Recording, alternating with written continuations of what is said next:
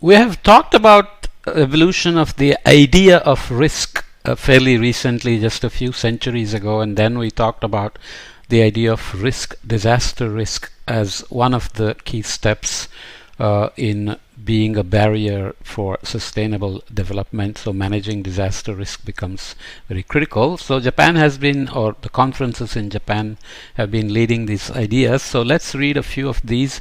The 10 principles of the Yokohama strategy. Risk assessment is a required step for the adoption of adequate and successful disaster reduction policies and measures. Risk assessment comes with risk maps, which, as I mentioned before, requires lots of data at very nice temporal and spatial resolutions or scales to understand vulnerability, hazard, exposure, and also to devise responses. Disaster prevention and preparedness are of primary importance in reducing the need for disaster relief. Disaster prevention and preparedness should be considered as integral aspects of development policy and planning at national, regional, bilateral, multilateral, and international levels. As I said, everything is connected now because of global economies, because of the global economy being one giant with lots of links from each market. The development and strengthening of capacities to prevent, reduce, and mitigate disasters is a top priority area to be addressed during the decade, so as to provide a strong basis for follow-up activities to the decade. So you have something planned, a deadline, a target, timeline, so that you know how to evaluate and monitor progress and be prepared for the next step. Early warnings of impending disasters and their effective dissemination using telecommunications, including broadcast services, are key factors to successful disaster prevention and preparedness. So the sub-seasonal to seasonal forecasts, which have gotten better and better, but of course need to get better at spatial scales where these disasters happen, whether it's heat wave or floods or droughts or cyclone impacts and so on. And a lot of progress has been made also as a coordinated world project under the World Climate Research Program, which also sits ultimately under UNESCO, has a lot of S2S, sub-seasonal to seasonal forecasts and applications. Teams from many countries work together, so this can hardly be overemphasized in terms of the need for early warnings to manage disasters. Preventive measures are most effective when they involve participation at all levels, from the local community through the national government to regional and international level. So disasters cross national, international boundaries, and often the last mile action of the early warnings and prevention measures depends on engaging the communities from the beginning and co-producing the early warnings and not just putting out on the web as model outputs. Vulnerability can be reduced by the application of proper design and patterns of development focused on target groups, by appropriate education and training of the whole community. Again, this is stakeholder engagement, especially women who are very good at listening to early warnings and taking action on them for the family, for the children. The international community accepts the need to share the necessary technology to prevent, reduce, and mitigate disaster. Okay, in theory. This should be made freely available and in a timely manner as an integral part of the technical cooperation. Where the motivation will come for freely sharing and making available these technologies has to be again about interlinked global economy. Environmental protection as a component of sustainable development consistent with poverty alleviation is imperative in the prevention and mitigation of natural disasters. The other aspect beyond global economy is also that poverty and local instabilities tend to lead to cascading conflicts, like we have seen with the Syrian war, with the Hamas-Israel war, and the bombing of ships in the Persian Gulf, Red Sea, and the impact on the trade, and having to go through other routes, much longer routes to supply to the global economy and so on. So we are not really immune to perturbations that are happening in any corner now.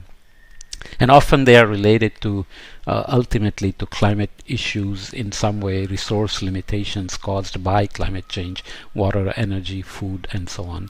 Each country bears the primary responsibility for protecting its people, infrastructure, and other national assets from the impact of natural disasters. The international community should demonstrate strong political determination required to mobilize adequate and make efficient use of existing resources, including financial, scientific, and technological means in the field of natural disaster reduction, bearing in mind the needs of the developing countries, particularly the least developed countries. Okay, so let's move to Kobe 2005. Then in early 2005, just a month after the devastating Indian Ocean tsunami, which killed maybe 500,000 people or more, it was time for a second World Conference in Japan on disaster risks and management. This time it was held in Kobe under the name of the World Conference on Disaster Reduction, and proved to be highly effective in creating a global momentum for what was now called disaster risk reduction. The time and location of the event were deliberately chosen for creating support for the topic, and being in the location of one of the most expensive natural disasters in the world, almost on the day a decade earlier. So this was the Kobe Earthquake Memorial. So this is the Kobe Earthquake Memorial Park. Kobe experienced a disastrous earthquake, even considering Japan experiences earthquakes quite regularly. We know the Fukushima earthquake, tsunami, damage to the nuclear power plant, and so on. However, having the 2004 Indian Ocean tsunami that close in mind is generally believed to have made all the difference. Just the potential for such devastation shook people into action, or at least planned for action.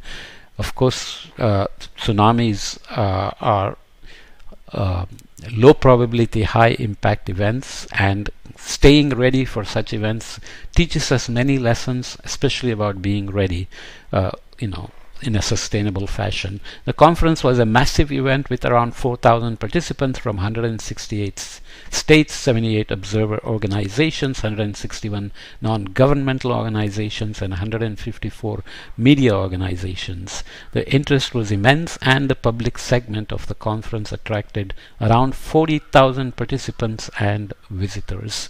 So that's Kobe again. Let's quickly read the 5 priority areas for action of the Hydro Framework for Action.